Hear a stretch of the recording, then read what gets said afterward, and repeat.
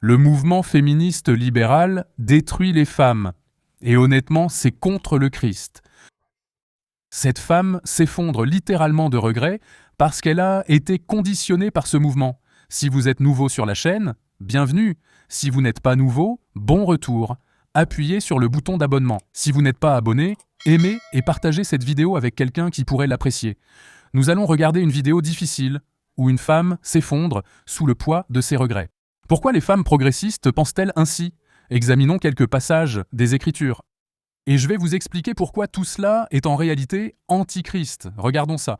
J'étais à l'université. Je sortais avec un homme chrétien très traditionnel qui m'a demandé à un moment donné « Que penses-tu de l'idée qu'après avoir obtenu ton diplôme, on se marie tout de suite et que tu sois une femme au foyer sans avoir à travailler? » Bon signe. Honnêtement, j'ai été offensée par cette question parce que j'étais tellement passionnée par le domaine dans lequel j'étudiais.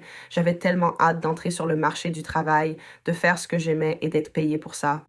Avançons jusqu'à aujourd'hui. J'ai obtenu mon diplôme. Nous avons rompu. Je travaille maintenant dans le domaine pour lequel j'ai étudié et j'ai changé d'avis. J'ai changé d'avis, je sais. Je ne veux plus le faire. J'en ai fini. J'en ai fini.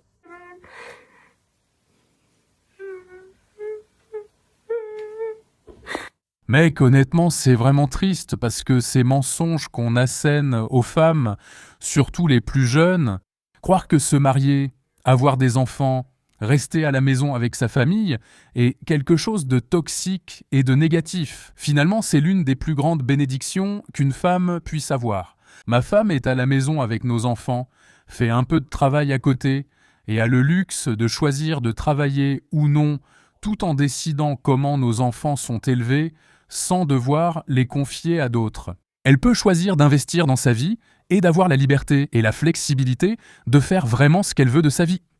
Et je crois que c'était le dessein de Dieu. Je crois que l'homme doit subvenir aux besoins de la famille et que cela devrait permettre aux femmes d'être mères et épouses sans avoir à être sur le marché du travail. Maintenant, encore une fois, si une femme veut travailler, elle peut le faire. Et je crois que le Seigneur utilise aussi les femmes dans le monde du travail. Je ne pense simplement pas que cela doive être la seule et unique voie. Et le problème, c'est que cela pousse en réalité beaucoup de femmes à choisir de ne même pas se marier ou avoir des enfants. Et donc, le travail devient une idole. Il devient tout. Le statut, l'argent, se poser en patronne ultra ambitieuse, devient une idole. Et beaucoup de gens se demandent de comment les femmes en arrivent là. Évidemment, il y a beaucoup de mensonges, il y a beaucoup de tromperies de la part de l'ennemi. Je crois que l'ennemi cible spécifiquement l'unité familiale, parce que c'est ainsi qu'il peut tout perturber. On détruit la famille en faisant sortir les pères du foyer, en poussant les mères à vouloir jouer le rôle des pères et en avortant des enfants dans le ventre de leur mère, de sorte que les enfants n'ont même plus la chance d'exister. Et cette unité familiale est détruite, elle est brisée. Et en réalité, cela détruit la structure que Dieu a créée, son dessein, c'est l'un des objectifs. C'est l'une des façons dont l'ennemi crache au visage de Dieu.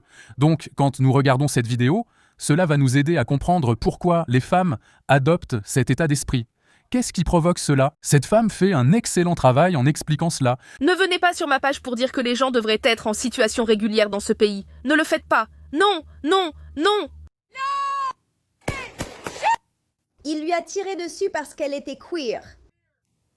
Est-ce qu'on est enfin un putain de grand pays? Est-ce qu'on est un grand pays? C'est ça?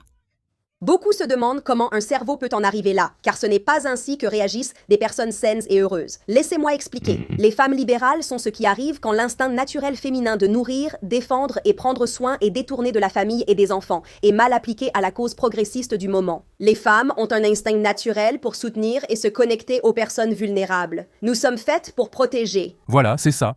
Comprenez que les femmes sont conçues ainsi, Dieu les a créées d'une manière spécifique pour être des mamans protectrices, pour protéger, pour nourrir, pour faire ces choses qui aident à se battre pour quelque chose, à se battre pour ce qui est juste. Mais le problème, c'est que lorsque vous déformez ce qui est juste, lorsque vous déformez la vérité, alors elles se battent pour de mauvaises choses. Et en l'absence d'un foyer et d'une famille stables et sains, une femme trouvera un endroit où placer toute cette énergie. L'instinct naturel de se sacrifier pour ses enfants est alors mal dirigé, utilisé dans de mauvaises directions. Pourquoi tant de femmes progressistes se voilent comme héroïnes pour des criminels étrangers, des pervers en confusion de genre ou des cultures hostiles? Elles pensent avoir trouvé des groupes qui ont besoin d'elles. Elle a dit « pervers confus sur leur genre » parce que beaucoup de ces personnes qui sont perdues concernant leur genre finissent par être des pédophiles.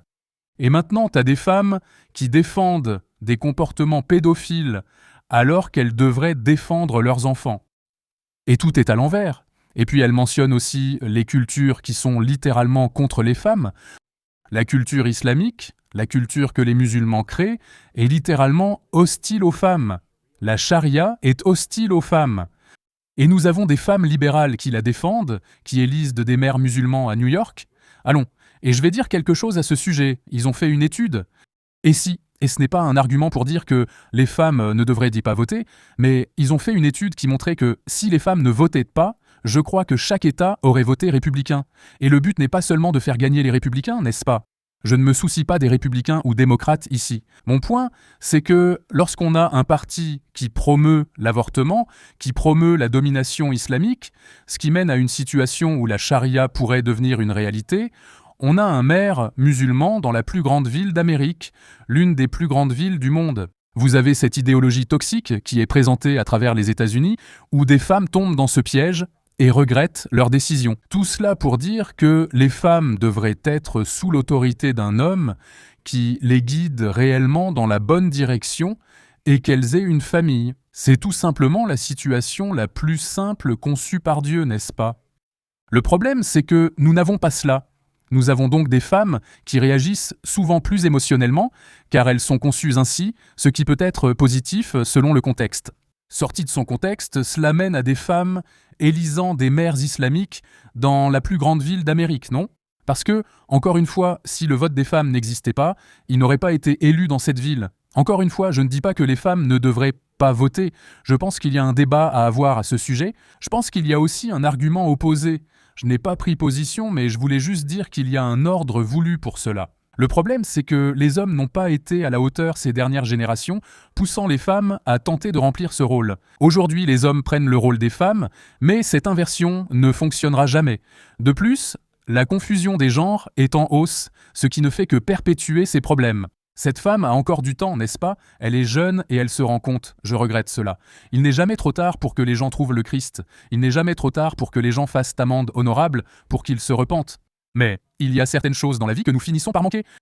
Et si tu crois à un mensonge trop longtemps, tu pourrais passer à côté de l'une des choses que Dieu a créées pour que tu puisses en profiter et en faire l'expérience ici sur cette terre. Maintenant, une chose que j'ai dit que je ferai, c'est de t'expliquer pourquoi c'est antichrist. Donc je veux d'abord regarder un passage des Proverbes 31, puis t'expliquer ce que je veux dire par là quand je dis que c'est antichrist. Donc, Proverbe 31, comme la plupart des gens le savent, c'est en quelque sorte la ligne directrice pour la femme idéale, comment elle doit se comporter, et la bénédiction qui vient à son mari et à ses enfants, est simplement l'image de la femme pieuse idéale. Je veux juste mettre en avant 4 versets de Proverbe 31 ici, et en parler rapidement. En commençant au verset 27, elle veille sur la bonne marche de sa maison et ne mange pas le pain de la paresse. Ses enfants se lèvent et la bénissent. Son mari aussi, et il la loue, en disant « Beaucoup de filles ont fait preuve de valeur, mais toi tu les surpasses toutes. Le charme est trompeur, et la beauté est vaine.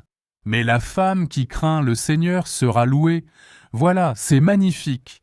Ces versets commencent par dire qu'elle veille sur sa maison et qu'elle ne mange pas le pain de la paresse. Donc elle agit, n'est-ce pas ? Parce que veiller sur sa maison, c'est beaucoup de travail, et les femmes s'en sortent très bien. Je sais que ma femme est bien meilleure que moi pour s'occuper de la maison, 100 fois meilleure.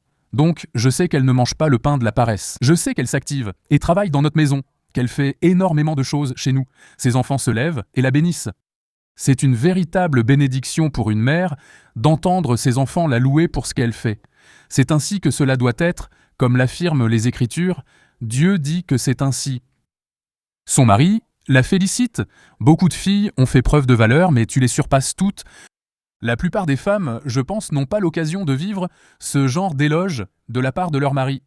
Et c'est quelque chose dont je peux moi-même tirer une leçon et me dire « je dois encore plus louer ma femme parce qu'elle travaille dur, qu'elle fait en sorte que notre maison fonctionne bien et qu'elle fait tellement pour les enfants et pour notre famille. » Dans ce verset, il est dit « Une femme qui craint le Seigneur sera louée ».